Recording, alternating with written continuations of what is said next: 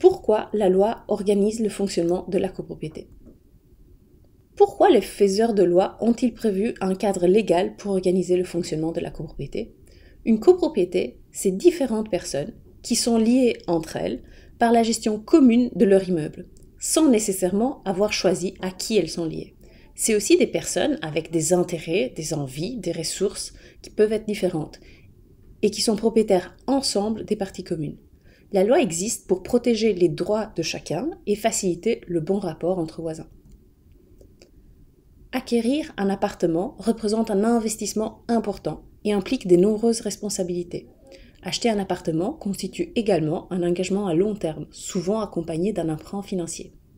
Afin de préserver le patrimoine individuel de chaque copropriétaire, le législateur a tenu à organiser le fonctionnement de la copropriété.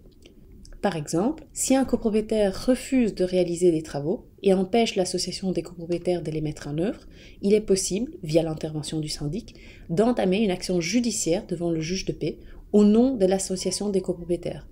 Le copropriétaire concerné sera donc même contraint d'y contribuer. Pourquoi organiser le fonctionnement de sa copropriété? D'une part, ça permet de respecter les droits de chaque copropriétaire. L'existence d'un cadre juridique permet d'assurer une bonne gestion juridique liée au processus de fonctionnement transparent de la copropriété, ce qui à son tour permet de garantir les bonnes relations entre copropriétaires. D'autre part, cela permet d'améliorer le quotidien et le vivre ensemble.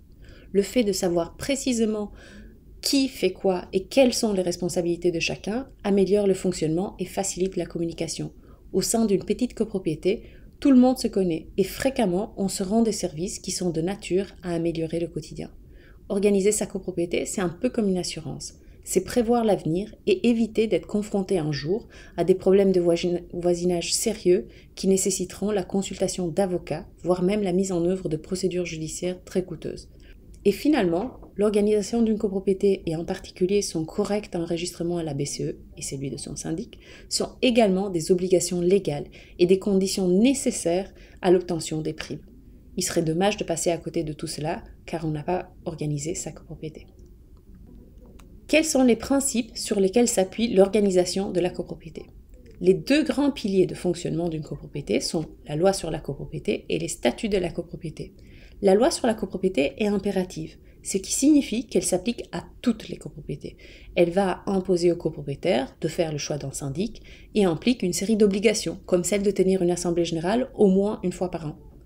Les statuts de la copropriété, eux, sont un ensemble de documents qui sont propres à chaque association des copropriétaires et dont le contenu peut varier d'une copropriété à l'autre. Il se compose en deux parties.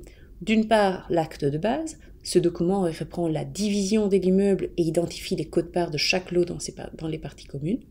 D'autre part, le règlement de copropriété. On y retrouve les droits et obligations des copropriétaires, mais également la manière dont sont réparties les charges et comment il sera possible de procéder à la récupération des montants dus par les copropriétaires, par exemple. Il existe aussi le règlement d'ordre intérieur. Même s'il n'est pas repris comme faisant partie des statuts, on y décrit la mission du syndic, du conseil de copropriété et du commissaire aux comptes, mais également le mode de fonctionnement de la copropriété, sans oublier les dispositions qui organisent la vie de tous les jours.